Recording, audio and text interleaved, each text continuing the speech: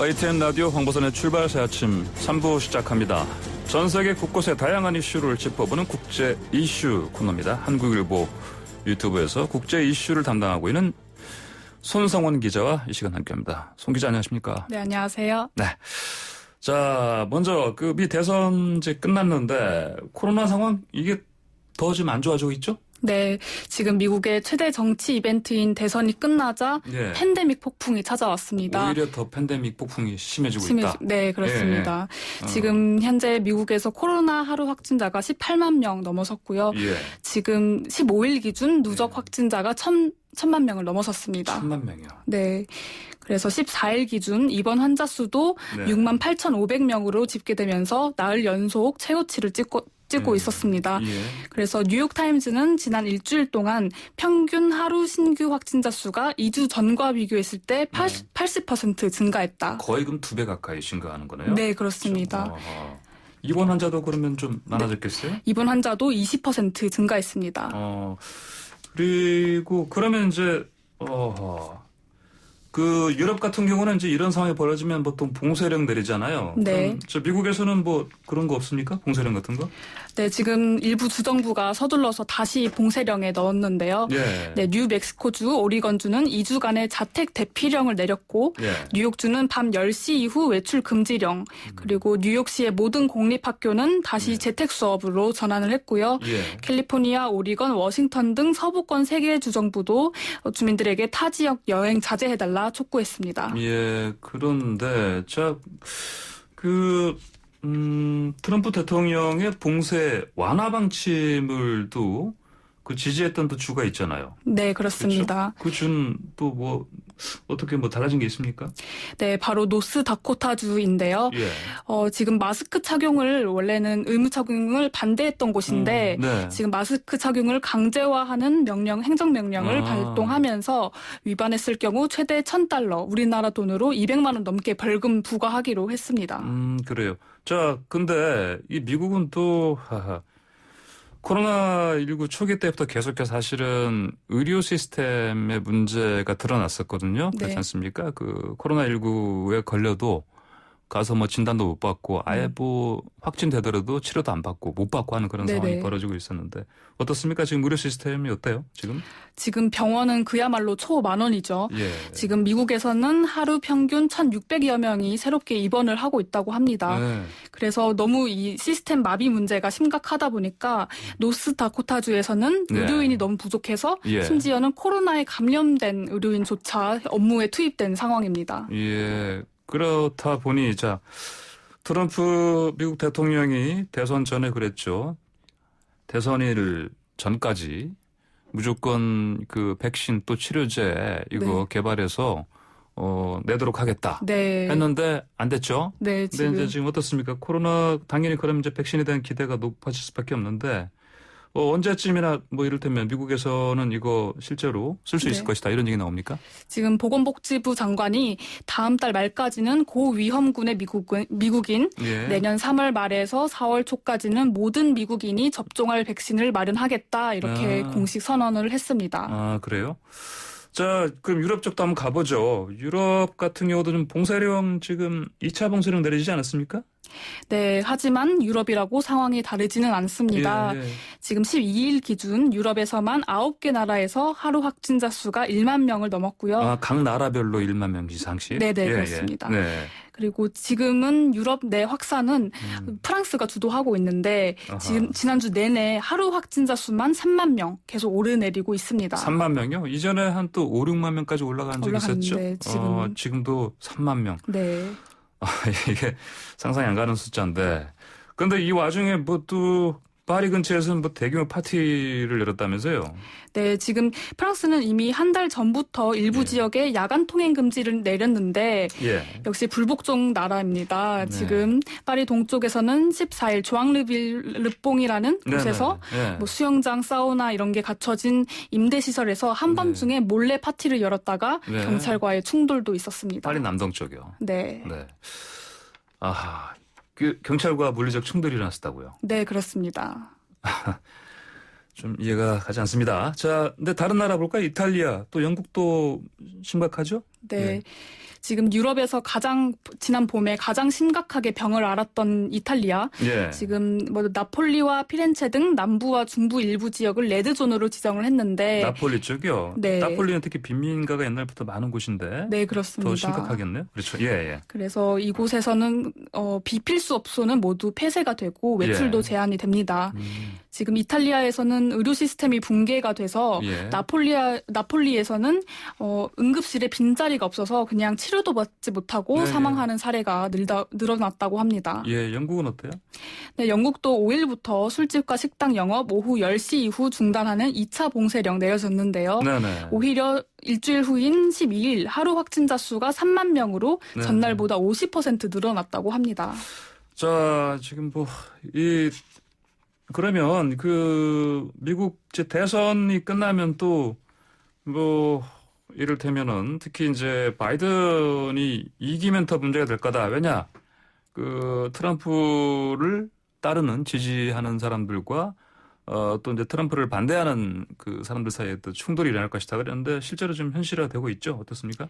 네, 지금 지난 주말 트럼프 지지자 수천 명이 워싱턴 백악관 인근에서 대선 불복 시위를 벌였습니다. 예. 경찰은 현장에서 총기를 소지한 4명을 포함해 20명을 체포했다고 했고요. 예. 지금 SNS에서는 대선 불복 찬반 양측이 주먹 다짐하는 영상이 쏟아지고 있습니다. 예. 자, 근데 듣자니까 트럼프 지지 행진 세력 이름이 좀 특이해 보니까 마가라고 들었는데요. 네. 이게 네, 마가는 트럼프 대통령의 선거 구호였죠. 예. Make America Great Again이라는 마가 줄임말인데요. 그래서 100만 마가 행진, 트럼프를 위한 행진 이런 이름을 갖고 참여를 했는데 예. 100만 마가. 근데 재밌는 점은 네. 미국도 우리나라처럼 집회 숫자 싸움이 일어나고 있습니다. 그래요? 많이 모인다고 해놓고 네. 실제 모인 사람은 몇 명 없는. 네, 그렇습니다. 몇 명 모인다고 그랬어요? 백악관 대변인은 트위터에 100만 명 모였다 이랬는데 미국 언론들은 수천 명으로 했고요. 예. 이 와중에 폭스뉴스는 수만 명 이렇게 역시 트럼프 매체처럼 그렇게 얘기했습니다. 아무리 그렇더라도 그렇죠. 어떻게 수천 명 나온 이런 상황을 백악관 대변인이 100만 명이라고 얘기를 합니까? 이건 정말 이해가 안 가는 상황이네요. 마스크도 안 쓰고 했다면서요? 네, 마스크도 쓰지 않고 역시나 예. 트럼프 대통령의 행보를 지지했습니다. 아, 그래요. 자, 어떻습니까? 트럼프 대통령 계속해서 선거 불복 소송한다고 했는데 지금 각 주별로 어떻습니까? 지금 트럼프 대통령은 대선 패배 인정하지 않겠다 하면서 전방위적으로 소송을 예고했는데 그렇죠. 지금 최측근마저도 결과 승복 압박하는 등 입지가 좁아지고 있습니다. 네. 그래서 이에 대한 출구 전략으로 역시 트럼프 대통령은 집회를 선택한 걸로 보이는데요. 그래서 집회 전날에는 트위터를 통해서 집회에 참석할 수도 있다 이러면서 시위 참석을 독려하기도 했고 실제로 당일날 집회 장소 근처 지나가면서 지지자들에게 손 흔들면서 인사를 했습니다. 아, 그래요.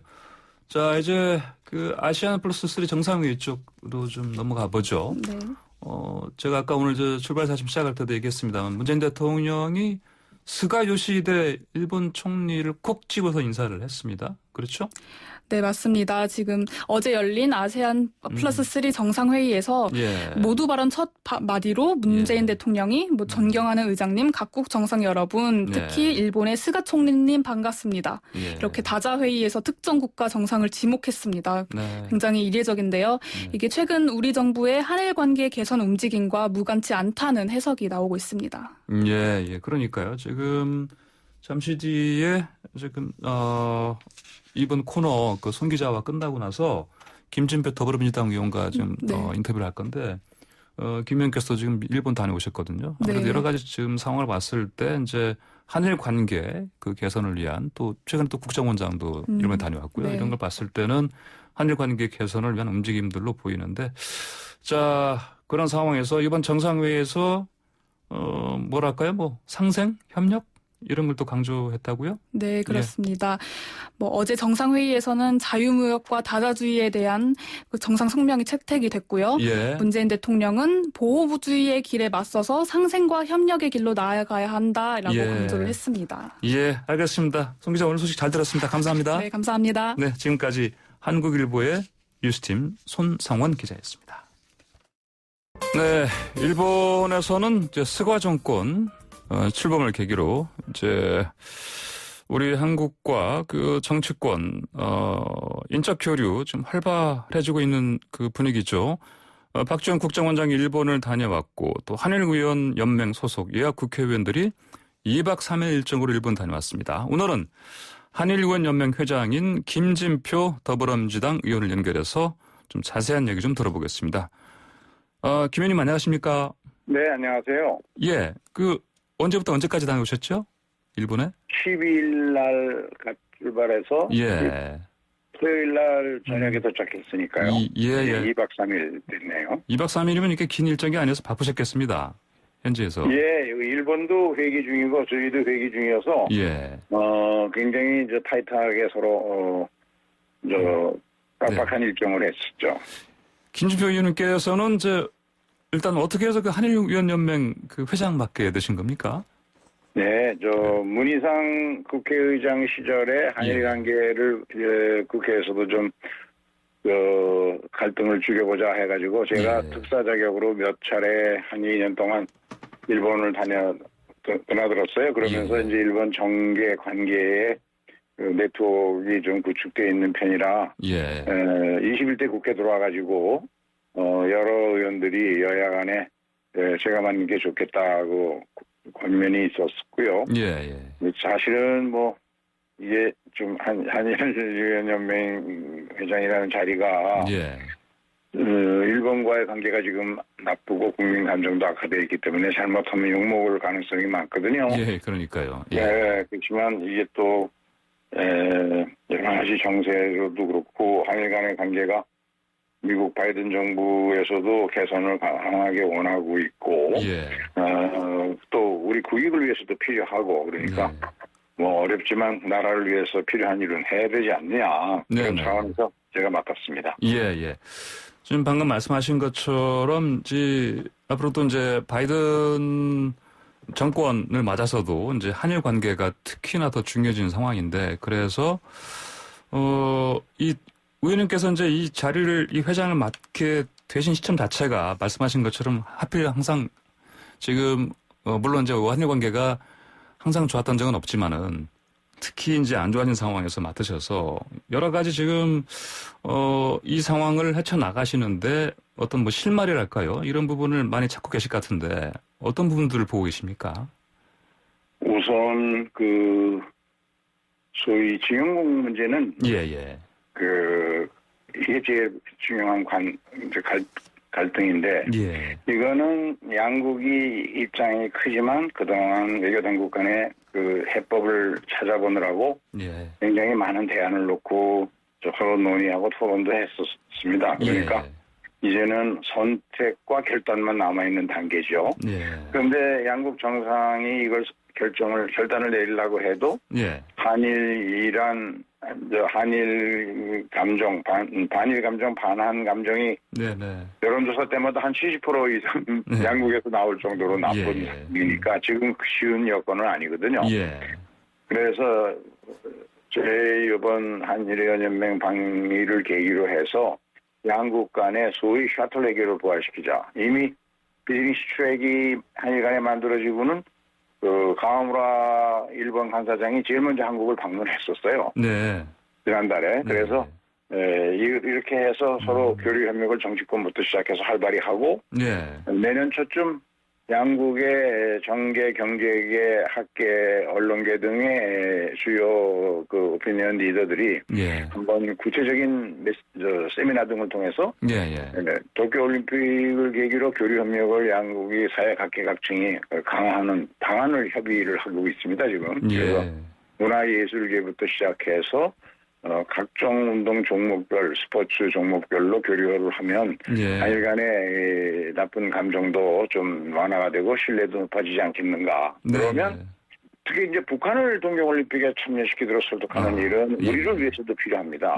공부와 평화, 안정을 위해서도 필요하니까요. 그거는 또 일본도 인정하고 특히 북한 설득은 우리가의 도움이 없이는 안 되니까. 그런 거를 통해서 동계올림픽이 잘 분위기가 좋아지면 아마 어려운 징용공 갈등도 해법을 결단 내릴 여건이 만들어지지 않겠나. 이게 이제 저희 생각이고 일본도 굉장히 감사하다고 공감을 표시하고 있습니다. 네, 그러니까 이제 그 국제 스포츠 행사를 앞두고 한일 간의 그 접점을 찾을 수 있는 특히 이런 큰 이슈를 같이 풀어나가는 해결하는 과정에서 어떤 서로 어떤 관계를 개선할 수 있다 이렇게 좀 보시는 겁니까? 그러면? 그렇습니다. 예. 자, 그럼 그런 차원에서 이번에 참 같이 가신 분들이 어떤 분들이시죠? 그 위원분들이? 예, 저희 한일위원연맹의 새로운 이제 간사진이 다 같이 갔었는데요. 예. 간사장을 맡고 있는 김석기 국민의힘 의원님은 지금도 일본에 계시면서 카와무라 간사장하고 협의 중에 있고요. 예. 그다음에 부회장인 윤호중 노사위원장 그리고 여성위원장 전예수 위원장, 사회문화위원장 이채익 국민의힘 의원, 그리고 상임 간사인 김한종 우리당 의원, 성일종 국민의힘 의원 이렇게 저까지 포함해서 모두 7사람이 함께 다녀왔죠. 예. 그 7분께서 또 각자 그 현지에서도 또 일을 나눠서 뭐랄까 이제 각자 잘할 수 있는 부분을 나눠서 이렇게 협력했다 이렇게 보면 되는 겁니까? 그렇습니다. 부회장 윤호중 의원이 일본 측 그 운영위원장 하고 나카가와 마사하루라는 분인데 그분하고 함께 지금 한일위원연맹 1년에 한 번씩 총회를 하거든요. 그래서 그것을 사이버로 이제 비대면으로 총회를 하는 방법을 지금 협의 중에 있죠. 예. 자, 그러면 이제 이번에 이제 나머지 6분과 함께 총 7분이 같이 가셨는데 스가 총리와도 만나셨죠? 예. 네, 스가 총리하고도 짧은 만남이죠. 한 30분 정도 면담을 했는데. 네네. 이제 스가 총리는, 박지원 원장 때 한 얘기와 똑같은 이야기를 하시더라고요. 한일 관계의 건전한 발전을 위해서는 증용국 문제에 대한 한국 측의 진전된 입장이 꼭 필요하다. 그 얘기를 강조해서 그거는 우리 정부와 대통령에게 전하겠다. 그렇지만 스가 총리가 하루속히 문재인 대통령과 만나서 모든 문제를 허심탄회하게 서로 털어놓고 소통하면 좋은 결과가 있지 않겠냐 이렇게 제가 이제 권했고 스가도 알겠다고 답하더라고요. 예. 같은 이제 어떤 문장을 되풀이 하더라도 이제 국정원장이 만났을 때와 이제 김준표 의원께서 만나셨을 때 이 톤이 좀 달라진 점은 혹시 없었습니까? 들으시기에? 국정원장하고는 제가 가기 전에 사전에 통화를 했는데 그건 거의 비슷한 것 같아요. 표현. 예를 들면 자신은 원리 원칙을 중시하는 사람이다. 65년 청구권 협정으로 다 해결된 문제인데 한국 대법원이 그런 그런 결정을 내린 것이 지금 모든 갈등의 원인 아니냐. 이런 이제 똑같은 얘기를 하는데 그러면서도 이제 우리 한일위원연맹이 동경올림픽의 성공을 위해서 방역 협력도 하고 또 다양한 교류 협력을 주도하고 북한 설득도 우리 한국이 좀 앞장서서 해주면 동경올림픽 성공의 세 가지 조건을 적극적으로 협력할 수 있지 않냐. 그랬더니 그런 노력에 대해서는 정말 감사하게 생각한다는 표현을 하더구만요. 전체적으로 일본 언론인들도 우리 현재 특파원들도 작년보다는 일본 측이 분위기가 많이 개선이 있다. 한일 협력에 이게 꼭 필요하다라는 여건이 좀 확산되고 있는 건 맞습니다. 그렇다면 이제 총리가 바뀌면서 이제 이런 얘기 많았지 않습니까? 스가 총리는 아베 총리와 같지만 다르다. 이런 맥락에서도 달라지는 좀 감지하실 수 있었다. 이렇게 봐도 되겠네요. 그렇죠? 특히 미국이 바이든 대통령이 이제 취임하고 체제를 갖추게 되면 바이든이 한국, 일본, 미국과의 삼각 전략 동맹 이걸 굉장히 중시하는 그동안 입장이었거든요. 그런 점에서도 당연히 한일 관계 개선의 압박을 양국이 모두 받을 거고요. 특히 이제 저희 입장에서 관심 있는 것은 많은 전문가들이 바이든 행정부가 북한과의 비핵화 대화를 시작하려면 빨라도 7월 달은 넘어가야 될 거다. 내년. 그럼 그때까지 북한이 얌전히 기다려줄 거냐. 또 도발을 한다 그래가지고 협상에 있어서 유리한 지위를 선점한다 이런 뜻에서 그럴 가능성도 예측이 되거든요. 예. 그래서 이거는 막아야 되니까 동경올림픽에 적극 참여하기 위해서 뭐 남북이 무슨 태권도 시연이라든가 축구라든가 이런 거를 일본하고 같이 삼각으로 교류하고 이러면 그러면 이제 그런 리스크가 많이 줄어드니까 이거는 동북아 평화와 안정을 위해서도 동경올림픽 성공을 위해서도 꼭 필요한 일이고 이거는 우리 대한민국 정부가 일본 혼자는 할 수 없으니까 그보다 잘할 수 있지 않냐 하는 말에 공감을 하더라고요. 그렇군요. 자, 그 스가 총리의 방한 가능성 이건 뭐 지금 상황에서 어느 만큼 된다 이렇게 볼 수 있겠습니까? 지금 이제 한중일 정상회담이 본래 연내에 있을 거라는 예측이 있었죠. 그런데 코로나19라는 특수한 상황 때문에 어떻게 될지 모르겠습니다만 어저께 화상회의가 있었죠. 어제 화상회의에서 우리 문재인 대통령이 특별히 스가 총리에게 아세안 플러스 3 정상회의인데 거기서 일본 스가 총리를 따라 언급하면서 특히 반갑습니다 일본 총리님이라고 이렇게 얘기하시더라고요. 이런 것도 문재인 대통령이 아마 저와 같은 그런 마음을 가지고 계신 표현한 뜻으로 저는 이해하고 스가 총리도 그렇게 받아들였을 것 같습니다. 그런 점에서 또 일부 일본 언론이 스가 총리가 정영공에 관한 진전된 입장을 요구한 것은 안 가겠다는 뜻이다라고 이제 해석해서 보도를 했었죠. 그래서 제가 물어봤어요. 일본 외교당국에. 그랬더니 절대로 그런 뜻은 아니다. 이렇게 답하더라고요. 그런 점을 보면 가능성은 있다고 생각하고요. 저는 만나야 된다고 생각합니다. 왜냐하면 일본이 안고 있는 여러 가지 과제들이 있거든요. 특히 이제 후쿠시마 원전 오염수 처리 문제 같은 것은 한중일이 서로 잘 협력해야만 가능한 일이거든요. 그런 일들 또 동경올림픽의 성공 뭐 여러 가지 한중일 간의 현안이 있으니까 셋이 만나든 우리 문 대통령과 따로 만나든 하루속히 만나서 정상이라는 것은 스스로 문제를 해결하기 위하여 노력하는 자리지 다 해결해 놓은 것을 확인하는 자리는 아니니까요. 그렇군요. 김준호 의원께서는 저희 스가 총리 면담에 또 일본 정치권 다른 주요 인사들도 만나셨죠? 네, 그렇습니다. 어떤 이야기를 나누셨습니까? 모리 요시로 전 총리죠. 현재 도쿄올림픽 추진위원장을 맡고 계신데 그분을 만나서 동경올림픽을 위해서 우리가 어떻게 도울 것인가 하는 거 구체적으로 협의했죠. 누카가와이라는 연맹 회장, 니카이 자민당 간사장 하고도 도쿄올림픽 지원에 관한 여러 가지 방안들을 협의를 했고요.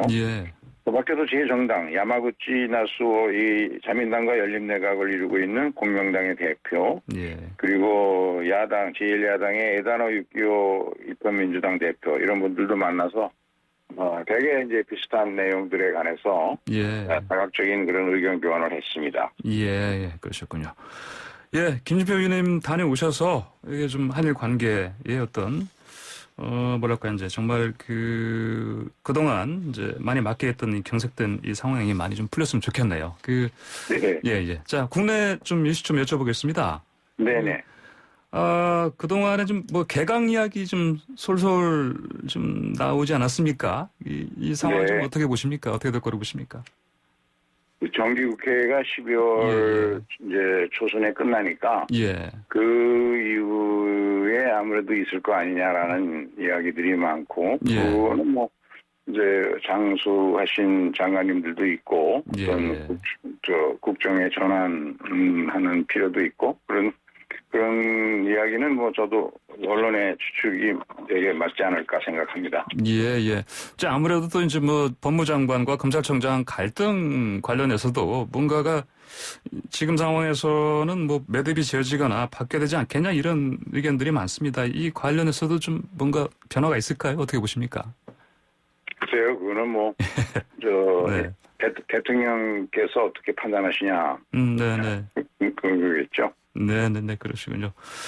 자, 또 최근에요, 국민의힘 윤희숙 의원이 이제 중소기업에 52시간제 도입하는 것을 두고 코로나19 극복 이후로 유예하는 것이 전태일 정신에 부합한다. 이런 글을 써서 좀 논란이 일고 있습니다.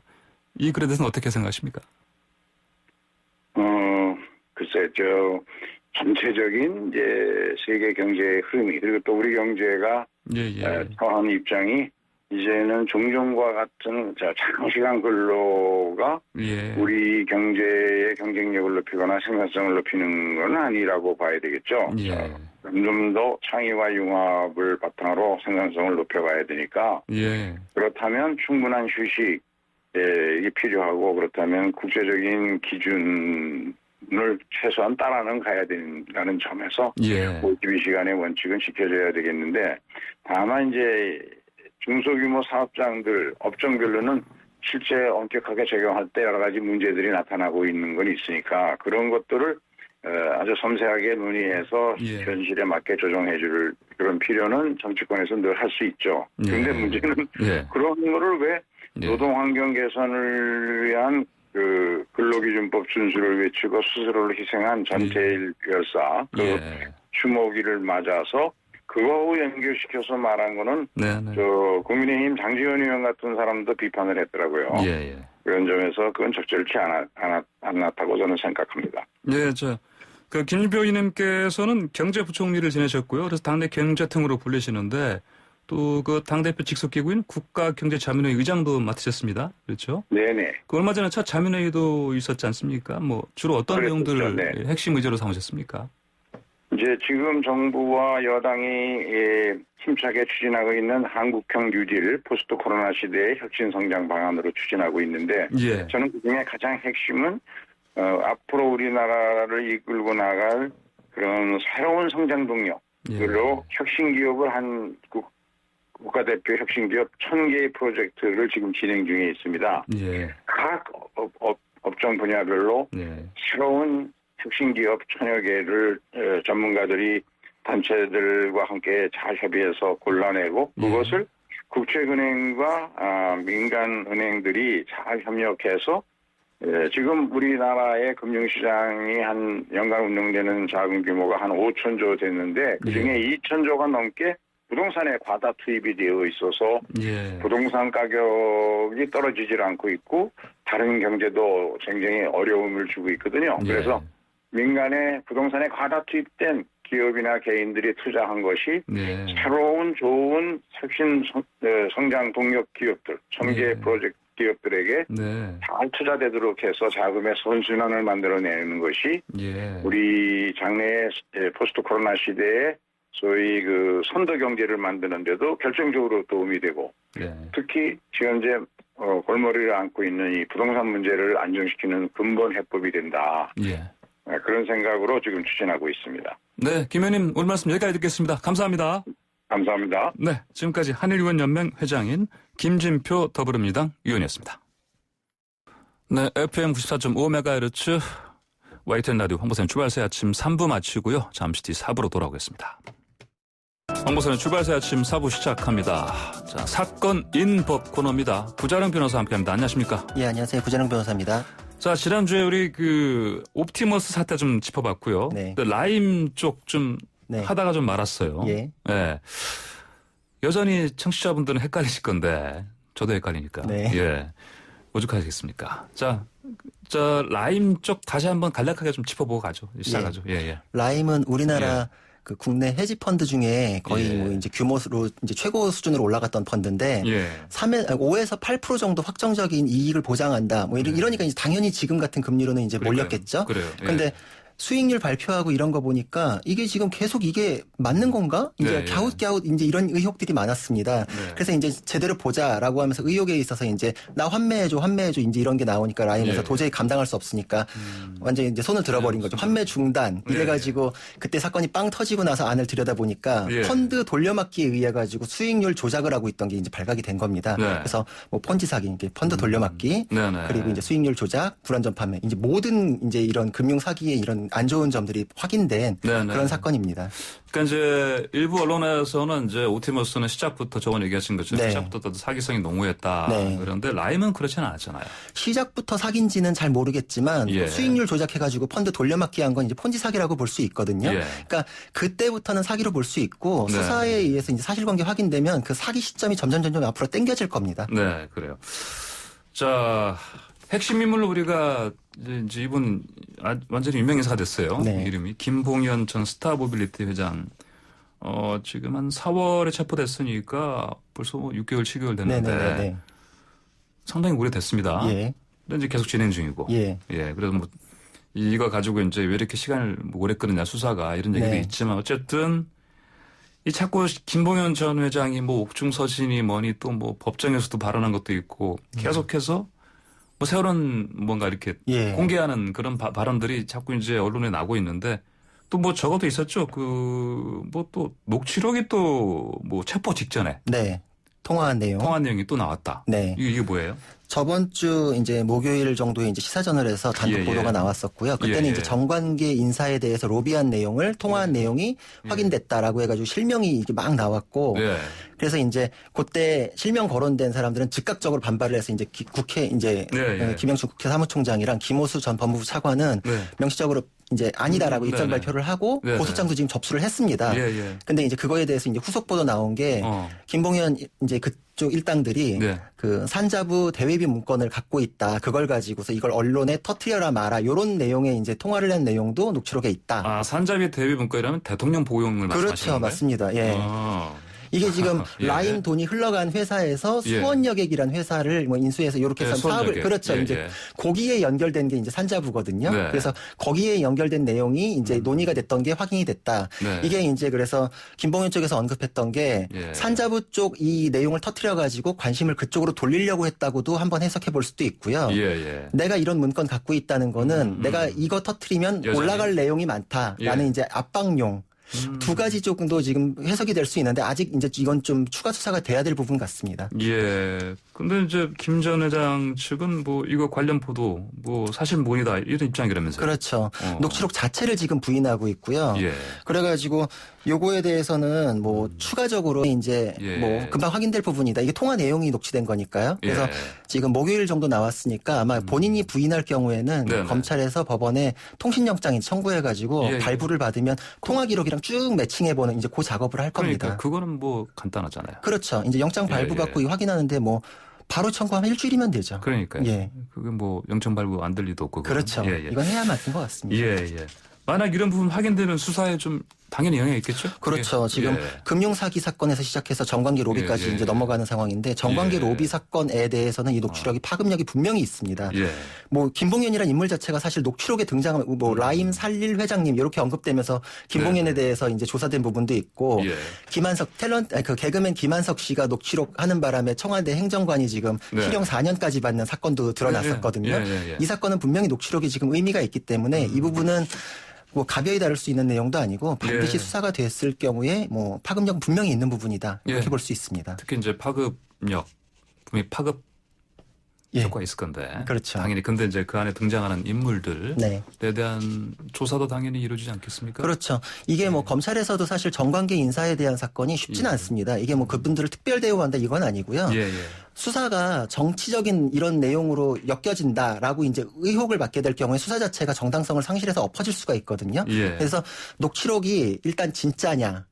다른 이제 아까 통신영장 이런 거 했지만 이제 그거랑 맞춰보고 그리고 김봉현이 자기 측근들에 대해서 위세를 과시하기 위해서 혹시 거짓말한 건 아니냐 뭐 이런 거를 먼저 작업을 할 겁니다. 그래서 먼저 수사를 했을 때 요거까지도 이제 관문을 통과했다라고 하면은 이 녹취록에서 파생된 증거들을 수집해가지고 정관계 인사들 소환하는 작업을 분명히 거치게 될 겁니다.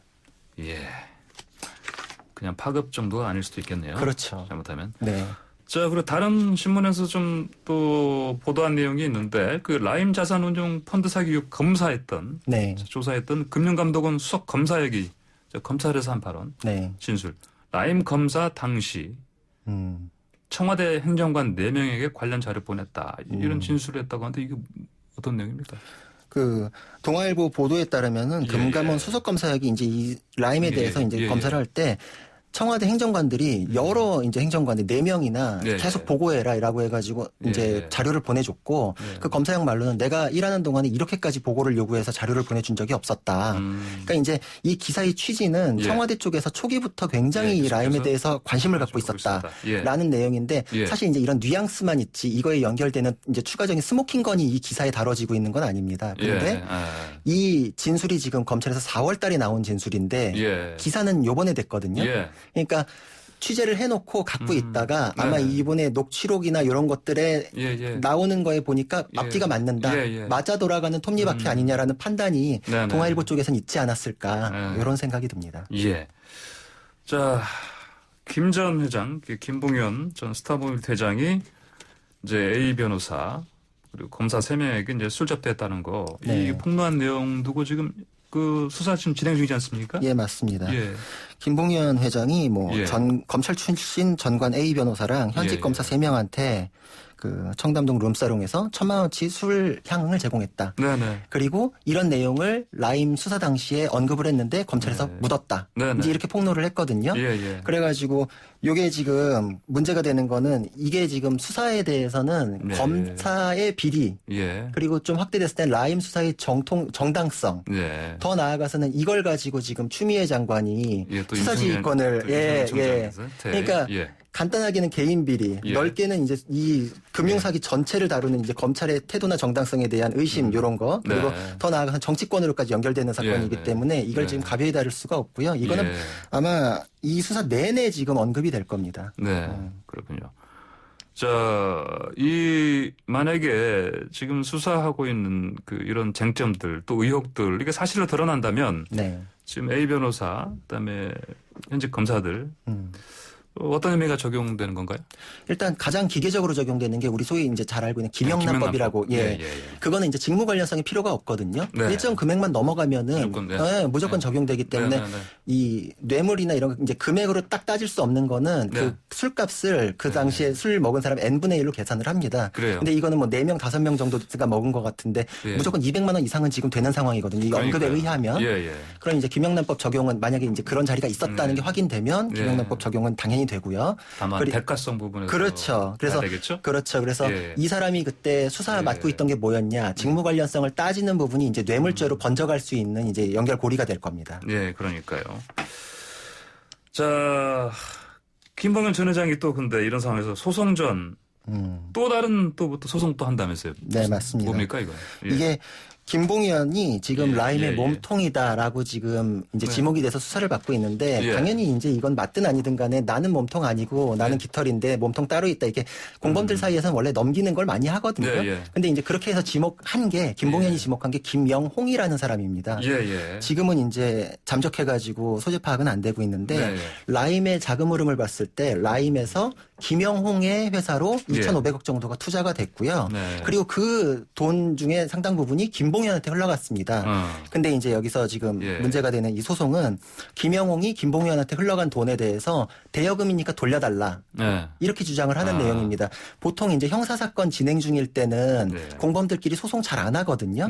그래서 이제 지금 언론 보도에서는 진흙탕 싸움 아니냐 공범들끼리 이렇게 하는 게 있는데 그럴 수도 있고 뭐 제가 보기엔 다른 가능성도 있지 않나. 고도의 서로 어떤 이심전심. 그렇죠. 이게 지금 처음에 언론 보도된 내용을 한번 따라가 보면은 이 자금 흐름은 방금 설명드린 대로 라임에서 이게 쭉 흘러간 게 김봉현은 지금 자기가 깃털이라 그러잖아요. 근데 몸통에서 깃털로 흘러가가지고 거기서 꽂혔다라는 거는 김봉현 주장하고 맞아떨어지지가 않잖아요. 그러니까 김영홍 씨 같은 경우에는 김봉현이 자기를 지금 몸통이라고 지목을 하고 있으니까 그래 그럼 네 주장대로 한번 보자. 그럼 이 돈 돌려다오라고 했을 때 돈 돌려받으면 좋고 이 과정에서 이건 내가 보유하는 돈이 맞다라고 주장하기가 이제 어려워지겠죠. 모순점이 생기니까. 그런 이제 모순점을 유발시켜가지고 입을 막고 뭐 돈 회수하고 이제 일거양득될 수 있지 않나. 이럴 경우에는 이제 금전적인 부분까지 생각한 네. 공범들 사이에 진흙탕 싸움이다. 이제 언론 보도된 부분이랑 좀 맞아떨어지게 해석하면 이제 그런 의견이 하나 있을 수 있고요. 예. 제가 보기에는 이제 두 번째 가능성도 이제 굉장히 좀 이제 의미가 있겠다 싶은 게 이게 지금 대여금이라고 주장을 하는데 이게 9일 날 언론 보도에서는 검찰에서 수상한 자금 흐름이다라고 먼저 보도가 나왔거든요. 그때는 이 자금 흐름에 대해서 아무도 설명을 안 했었는데 12일 날 한 3, 4일 뒤에 이거 대여금이니까 청구하겠다라고 소송이 이제 제기가 된 겁니다. 네네. 이럴 경우에는 사실 이 수상한 자금 흐름에 대해서는 대여금이 아닐 수도 있겠다라는 의심이 좀 드는 부분이 있습니다. 이게 순식간에 이제 되게 신속하게 넘어갔고요, 자금이. 그리고 넘어간 자금이 현금으로 이체되거나 이래서 꼬리표가 잘려가지고 자금 흐름이 지금 추적이 안 되는 부분들이 상당 부분이 있습니다. 그래요. 그러니까 이게 지금 계좌 흐름 자체가 좀 의심스러운데 이 부분은 혹시 대여금이 아니고 업무상 횡령이나 배임으로 의심받을 부분이니까 이걸 지금 두 사람이 척하면 척이니까 대여금 소송을 제기해서 만약에 판결이 그렇게 대여금이다라고 나면 그런 업무상 횡령에 대한 수사 자체가 이제 디펜스하는 증거들이 막 만들어지는 거거든요. 민사소송에서. 그러니까 민사소송은 원래 당사자들이 주장한 내용대로 판단을 하는 게 원칙이기 때문에 그런 내용으로 내가 유리한 증거 만들어서 검찰 수사를 무력화시키겠다. 이런 이제 이럴 경우에 이제 진흙탕 싸움이 아니라 이제 고도의 소송 전략이라고 볼 수 있죠. 아하. 이거 다음 주에도 이거 라임 계속 또 들여다봐야겠는데 이거. 네, 알겠습니다. 오늘 말씀 잘 들었습니다. 감사합니다. 예, 감사합니다. 네, 지금까지 구자룡 변호사와 함께했습니다. 자, 매일 아침 스포츠의 매력을 짧고 굵게 전해주는 코너입니다. 스포츠가 얼마나 좋은지 YTN 스포츠부의 조은지 기자 나왔습니다. 안녕하십니까? 안녕하세요. 스포츠가 얼마나 좋은지 알려드리고 싶은데 오늘은 아니네요. 그래요? 유럽 원정길에 나선 축구대표팀 벤투호 코로나19 확진 소식입니다. 벤투호 코로나19 확진. 네. 몇 명이나 걸렸길래? 선수 6명, 스태프 1명입니다. 권창훈, 황인범, 조현우 골키퍼 등 주축 선수들이고요. 대표팀 합류 72시간 전에 사실은 모두 음성 확인을 하고 모인 거거든요. 첫 번째 경기 이제 멕시코전 앞두고 진단검사 다시 했더니 그때 양성이 나온 겁니다. 모두 증상이 없는 무증상 감염이고요. 감염 경로도 사실은 지금 불확실해요. 국내에서도 이제 잠복기였다가 간 건지 아니면 뭐 비행이나 이동 중에 사람들 접촉을 한 건지 혹은 현지에서 감염이 됐을지 모든 가능성이 다 열려져 있는 상태입니다. 그러니까 지금 A매치 팀이니까 국내외 해외파, 국내파 5개 있지 않습니까? 네. 그러니까요. 그래도 경기는 했어요? 네. 사실은 취소될 가능성이 크지 않을까 불투명하다 이렇게 봤는데 킥오프 4시간 10분 전에 축구협회 확정 공지가 왔습니다. 우리 협회 또 멕시코 협회 또 개최지인 오스트리아 축구협회가 모여가지고 회의한 결과 규정상 할 수 있다. 뭐냐면 피파 또 UEFA 유럽 축구연맹 규정에 보면 출전 가능한 선수 그러니까 코로나 음성인 선수가 골키퍼 1명 포함 13명 이상일 경우 경기 진행이 가능하다. 이런 규정이 있어요. 우리가 몇 명 갔죠? 우리 25명 갔거든요. 그래요? 그중에 이제 6명 확진이 나왔으니까 19명. 그래서 이제 사실은 강행이라고 해야겠죠. 네. 강행해서 좋았으면 좋잖아요. 네. 얼마나 좋은지 봐야 되는데. 네, 경기 저는 잘 싸운 것 같은데 어쨌든 2대3으로 졌습니다. 황의조 선수가 이제 손흥민의 크로스를 받아서 선제골 넣으면서 참 기분 좋게 출발을 했거든요. 황의조 선수 올해 소속팀에서 자리도 못 잡고 마수거리 골도 없었는데 소속팀의 그 부진 좀 그런 것을 대표팀에서 좀 잘 씻어낼 수 있겠다. 잘 좋게 출발을 했는데 후반 21분부터 4분 사이에 3골을 내주면서 와르르 무너졌습니다. 사실 우리 대표팀 수비가 코로나에 직격탄을 맞았어요. 왜냐하면 김진수 선수가 코로나 확진 판정으로 현재 못 갔고요. 김민재, 박지수 이 두 선수는 중국팀에서 뛰는 수비수인데 코로나 때문에 못 보낸다 해가지고 중국팀에서 못 왔어요. 그러니까 이제 가뜩이나 수비가 좀 불안하다 싶었는데 그래서 그 현장에서도 보면 미드필더였던 원두재, 정우영 선수까지 수비수로 다 나섰지만 역부족이었다. 그러니까 정상 전력이 아닌데다가 여러 가지 악재가 겹쳤다 이렇게 보면 될 것 같고요. 좀 더 실망할 수 있었는데 세트피스에서 이강인 선수의 코너킥을 권경원이 허벅지로 넣으면서 한 골 따라 붙어서 2대3이 됐습니다. 아니 무슨 골을 허벅지로 넣어요? 네, 한번 보세요. 멋있습니다. 혹시 얼마나 알겠습니다. 네. 자, 한 경기 지금 A매치 더 남아있죠? 네, 유럽 원정 2경기거든요. 우리 시간 내일 밤 10시 카타르전입니다. 이것도 역시 우리 협회 또 카타르 협회, 오스트리아 협회가 다시 회의를 해야 돼요. 할 수 있을지 없을지. 선수단 또 코로나 검사해야 되고요. 그 결과가 오늘 밤 9시에 우리 시간으로 나오거든요. 혹시나 뭐 추가 확진자가 좀 나온다면 역시 또 그 걱정도 사실은 네, 제일 지금 큰 걱정인 거죠. 그러니까요. 더 이상 이제 추가 확진자가 나오지 않도록 하는 게 관건인데 이제 경기 다음 날 회복 훈련하는 영상 보니까 손흥민 선수를 필두로 다 마스크를 썼더라고요. 그 전에는 다 벗고 막 입김 뿜으면서 했었는데 아마 이제 경기 간격이 짧고 또 훈련장까지 이동 거리도 좀 있어서 이제 경기 이튿날이면 호텔에서 뭐 러닝하거나 스트레칭하는 경우가 되게 많거든요. 근데 야외에서 했다는 것도 아무래도 좀 방역 지침의 일환이지 않을까 그렇게 보면 될 것 같고요. 식사도 보면 선수별로 시차를 두고 배식을 받아서 각자 방에 가서 혼밥하고요. 물론 양성 판정 나온 선수는 각 방으로 전달을 합니다. 네, 오스트리아 의료진이 대표팀 숙소로 와서 확진자들 증상 받고요. 계속 자가격리 유지해라 이런 지침을 내렸다고 합니다. 그 권창훈 선수 같은 경우는 소속팀인 독일 프라이부르크에서 야 그냥 빨리 와라 해가지고 방역 차량 타고 돌아갔습니다. 여러모로 참 살얼음판 상황이다. 경기가 중요한 건지 뭐 이런저런 생각이 들긴 합니다. 그러니까 당연히 그러면은 이제 코로나 이 상황에 굳이 이렇게 강행 왜 했냐 비판 나올 수밖에 없지 않습니까? 그렇죠. A매치 왜 잡았냐 정말 난처하죠. 일단은 뭐 경기력 때문입니다. 당연히. A매치 마지막으로 한 게 지난해 12월이고 제대로 뭐 유럽파까지 꾸려서 한 거는 꼭 1년 만인데요. 우리만 안 하지 사실 딴 나라 다 합니다. 유럽 같은 경우는 네이션스 리그라고 해서 A매치 다 하고 있거든요. 당장 우리도 내년에 이제 월드컵 아시아 예선 재개되는데 손발 맞춰볼 기회 당연히 필요하겠죠. 그리고 돈도 큰 요인입니다. 그렇죠. 축구협회 A매치가 주 수입원이에요. 스폰서 볼 낯도 없죠. 경기가 없으니까요. 피파가 재정난 있는 협회에 500만 달러 긴급 지원한다 했는데 우리도 손들었습니다. 그 정도로 어려워요. 협회 재정면에서 원정 2연전은 꼭 필요했는데 어찌됐건 간에 선수들 안전과 건강을 남은 기간 잘 지켜야 되겠다. 그런 생각을 해봅니다. 오늘 말씀 잘 들었습니다. 감사합니다. 감사합니다. 네, 지금까지 YTN 스포츠부의 조은지 기자였습니다. 황보선의 출발새 아침 여기서 마치겠습니다. 감사합니다.